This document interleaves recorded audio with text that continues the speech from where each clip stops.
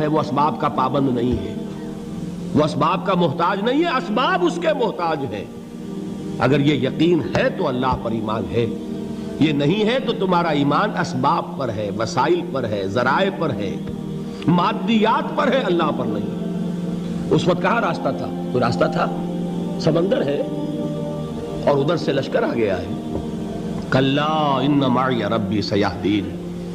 اب دیکھیے ایمان کہہ دینا آسان ہے، ہوا معکم اینما کنتم، جہاں کہیں بھی تم ہوتے ہو اللہ تمہارے ساتھ ہوتا ہے، لیکن اس کا یقین قائم ہو جائے تو زمین و آسمان کا فرق واقع ہو جائے۔ یہی بات ہوئی حضور کے ساتھ۔ غار ہے، چھپے ہوئے ہیں محمد الرسول اللہ اور آپ کے وہ یار غار ابو بکر صدیق رضی اللہ تعالی عنہ۔ اقبال نے حضرت ابو بکر کی شان میں چند اشعار کہے صرف، لیکن واقعہ یہ ہے کہ بھاری بھاری نظموں پر اور قصیدوں پر بھاری ہے، طویل ترین نظمیں اور قصیدے ہوں ان پر بھاری ہے۔ ہمت ابو بکر کی ہمت جو ہے، کشت ملت را جو ابر، جیسے بارش سے کھیتی اپجتی ہے، ابو بکر کی ہمت اور عزیمت اس امت کو اسی طرح سینچنے والی ہے۔ ثانی اسلام و غار و بدر و قبر، وہ دوسرے تھے اسلام میں، دوسرے پہلے کون تھے؟ انا اول المومنین، حضور فرماتے ہیں سب سے پہلا ایمان لانے والا میں، دوسرے ابو بکر۔ ویسے ہمارے ہاں یہ چلتا ہے اختلاف، حضرت علی پہلے ہیں کہ حضرت ابو بکر پہلے ہیں، لیکن اس میں بڑی خوبصورت تطبیق قائم کی ہے علماء نے اور بہت صحیح ہے۔ چار کے بارے میں فیصلہ ہی مت کرو کہ کون پہلے ہے، ان کی ایک عجیب تقسیم کر دی ہے۔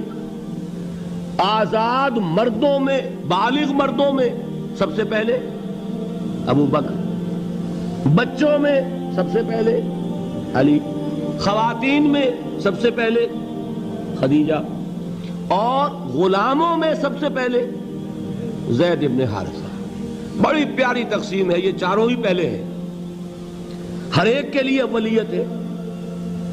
اور واقعہ یہ ہے کہ اگر زمانی اعتبار سے تعین ہوگا تو پہلے خدیجۃ الکبریٰ آئیں گی رضی اللہ تعالی عنہ، کسی اور سے بات کرنے کی نوبت بعد میں آ سکتی ہے، پہلے تو اہلیہ محترمہ سے بات ہوئی، آتے ہی پہلی وحی ہوئی ہے، ابھی تبلیغ کا حکم نہیں تھا، کس کو بتایا واقعہ؟ ابھی اپنی نبوت کی تبلیغ کا تو حکم ہی نہیں آیا، واقعہ کس کا ہے؟ وہ خدیجہ کا ہے۔ جب کہا ہے کہ خشیت علی نفسی، مجھے اپنی جان کا اندیشہ ہے، تو کیا جواب دیا خدیجہ نے رضی اللہ تعالی عنہا؟ وہ صدیقۃ الکبریٰ ہے، صدیقات جو ہیں خواتین ان میں چوٹی پر خدیجۃ الکبریٰ ہے رضی اللہ تعالی عنہا، اور صدیق جو مرد ہیں ان میں صدیق اکبر ہے ابو بکر صدیق رضی اللہ تعالی عنہ، لیکن صدیقات میں چوٹی پر۔ جب حضور نے فرمایا خشیت علی نفسی، کیا فرمایا، کیا عرض کیا، کیسے تسلی دی؟ نہیں نہیں، اللہ آپ کو ضائع نہیں کرے گا، آپ غریبوں کے ہمدرد ہیں، آپ مساکین کے تکالیف رفع کرنے والے ہیں، آپ بیواؤں کی سرپرستی کرتے ہیں، آپ مسافروں کی خدمت کرتے ہیں، اللہ آپ کو ضائع نہیں کرے گا۔ یہ یقین ہے اس خاتون کے اندر۔ خیر وہ ایک علیحدہ بات ہو جائے گی۔ میرے دل پر حضرت خدیجہ رضی اللہ تعالیٰ عنہ کی شخصیت کا بڑا گہرا نقش ہے، جو وہ کوئی اور ہی وقت اور موقع ہوا تو بیان ہوگا۔ بہرحال اقبال نے ایک مصرے میں جو چار اولیتیں جمع کر دی ہیں، ہمت او کشت امت را چو ابر، ثانی اسلام و غار و بدر و قبر۔ اسلام میں حضور کے بعد پہلے کون؟ ابو بکر۔ غار میں حضور کے ساتھ کون؟ ابو بکر۔ بدر کی رات اللہ کا رسول سربسجود، وہ جھاڑ، وہ گھاس پھوس کی جو جھوپڑی بنائی گئی تھی، اور وہاں تلوار ننگی لے کر پہرا دینے والا کون؟ ابو بکر۔ اور اس حجرہ عائشہ میں محمد کے بعد سب سے پہلے دفن ہونے والا کون؟ ابو بکر رضی اللہ تعالی عنہ وصلی اللہ علیہ وسلم۔ وہ جو معاملہ میں سنا رہا تھا غار ثور کا، حضرت ابو بکر بھی حضور کے خیال سے لرز گئے ہیں۔ آپ کو یاد ہوگا کہ جا کر پہلے تمام جتنے سوراخ تھے انہیں بند کیا ہے، ایک سوراخ رہ گیا تھا جس کو بند کرنے کے لیے کوئی کپڑا نہیں تھا، وہاں اپنی ایڑی رکھی ہے، تب کہا ہے حضور سے تشریف لائیے، اور اپنے زانو پر حضور کو لٹایا ہے، اور وہاں کسی موذی جانور نے کاٹا ہے، حضور کی آنکھ لگ گئی تھی، اس وقت اس بل کے اندر جو بھی بچھو ہے کیا ہے واللہ عالم اس نے کاٹا ہے، اس کی تکلیف کی وجہ سے ابو بکر کی آنکھوں سے آنسو ٹپک گئے، حضور کے چہرے مبارک پر پڑے ہیں تو حضور جاگے ہیں، معاملہ کیا ہے؟ ایڑی نہیں ہٹائی وہاں سے، مبادا وہ جانور وہاں سے نکل کر محمد الرسول اللہ کو کوئی گزن پہنچا دے، ابو بکر کی ایڑی ہے، جس طرح چاہے کھا لے، ختم کر دے، جان نکل جائے تب کوئی آنچ آئے محمد پر تو آئے، لیکن جیتے جی نہیں۔ وہ ہے ابو بکر حضور کے خیال سے۔ اس وقت حضور نے پھر اپنا لعاب دہن لگایا ہے اور اس سے پھر آپ کی تکلیف ختم ہوئی۔ جیسے خیبر میں حضرت علی کی آنکھ دکھ رہی تھی، اس کو جو شفا حاصل ہوئی ہے وہ بھی حضور کے لعاب دہن سے ہوئی۔ تو بہرحال اس وقت انہوں نے کہا ہے کہ اے نبی یا رسول اللہ، اگر اس وقت ان میں سے کسی نے غیر ارادی طور پر بھی اپنے قدموں کی طرف جھانک لیا تو پکڑے جائیں گے۔ کیا جواب تھا اللہ کے رسول کا؟ لا تحزن ان اللہ معنا، اللہ ہمارے ساتھ ہے، کیوں گھبراتے ہو ابو بکر؟ یہ ہے ایمان باللہ، میرا مالک اللہ، میرا رازق اللہ، میرا محافظ اللہ، میرا مددگار اللہ، میرا پشت پناہ اللہ، میرا دوست اللہ۔ یہ دوستی ہے اللہ کی جو لب لباب ہے، حاصل ہے ایمان کا، اسی کا نام ولایت ہے۔ اولیاء اللہ کے سروں پر سینگ نہیں ہوتے، جس کے دل میں ایمان راسخ ہو چکا ہو وہی اللہ کا ولی ہے، جسے اللہ پر یقین ہو چکا ہے وہی اللہ کا ولی ہے، جسے یقین ہے اللہ میرے ساتھ ہے، میرا مددگار، میرا پشت پناہ، میرا ساتھی، میرا دوست، میرا محبوب، میرا محب۔ اللہ اہل ایمان سے محبت کرتا ہے۔ واللہ یحب الصادقین، ان اللہ یحب الذین یقاتلون فی سبیلہ صفا کانہم بنیان مرصوص۔ اللہ محبت کرنے والا، اہل ایمان محبوب، اور اہل ایمان محبت کرنے والے اللہ محبوب۔ والذین آمنوا اشد حبا للہ۔ آپ تصور کیجئے جسے یہ رشتہ ایمان یا رشتہ ولایت حاصل ہو جائے، الا ان اولیاء اللہ لا خوف علیہم ولا هم یحزنون، آگاہ ہو جاؤ، اللہ کے دوستوں کے لیے نہ کوئی خوف ہے نہ کوئی حزن ہے۔ اور میں بیان کر چکا تھا، خوف اور حزن کے خاتمے ہی کا نام امن ہے۔ زوال خوف، زوال حزن۔ یہ خوف اور حزن کیوں آتے ہیں بار بار؟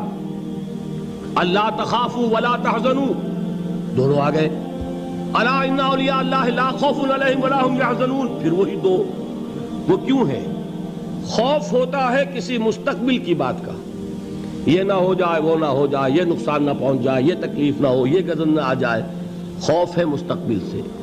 حزن ہے یہ کیوں ہوا، یہ نہیں ہونا چاہیے تھا، یہ میرا فلاں چیز میرے ہاتھ سے جاتی رہی ہے، فلاں موقع نکل گیا، اب بیٹھے ہوئے ہیں اندر ہی اندر کڑ رہے ہیں، صدمہ ہے اور رنج ہے۔ اور جو اللہ پر ایمان رکھتا ہے وہ جانتا ہے ما اصاب من مصیبت فی الارض ولا فی انفسکم الا فی کتاب من قبل ان نبرأها ان ذلک علی اللہ یسیر لکی لا تعصوا علی ما فاتکم ولا تفرحوا بما آتاکم واللہ لا یحب کل مختال فخور۔ اس زمین میں یا تمہاری جانوں میں کوئی تکلیف، کوئی مصیبت نہیں آ سکتی سوائے اس کے کہ جو اللہ نے لکھ دی ہو، اس سے پہلے کہ وہ ظاہر ہو۔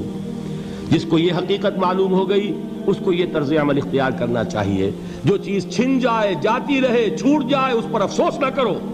کس نے چھینی؟ دوست نے۔ دوست کے فیصلے پر شکایت، دوستی کو بٹا لگا رہے ہو، سرے تسلیم خم ہے جو مزاج یار میں آئے۔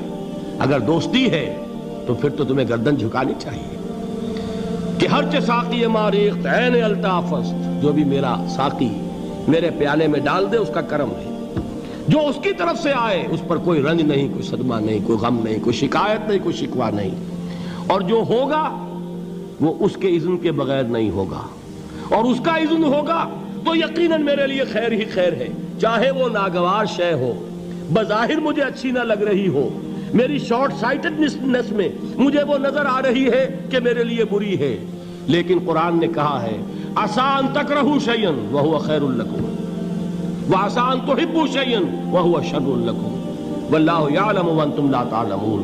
ہو سکتا ہے تم کسی چیز کو ناپسند کرو درحال ہے کہ اسی میں تمہارا خیر ہو، اور ہو سکتا ہے تم کسی چیز کو پسند کرو درحال ہے کہ اس میں تمہارا شر ہو۔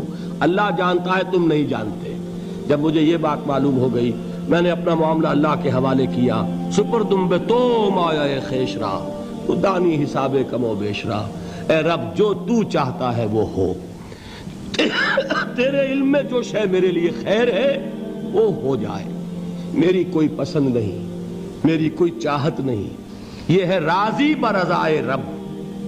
اکبر الہ آبادی نے اسے کہا ہے رضائے حق پہ راضی رہ، یہ حرف آرزو کیسا، خدا خالق، خدا مالک، خدا کا حکم تو کیسا۔ جب میں آ گیا بیچ میں، میری پسند، میری مرضی، میری خواہش، میری چاہت، یہی تو شرک ہے۔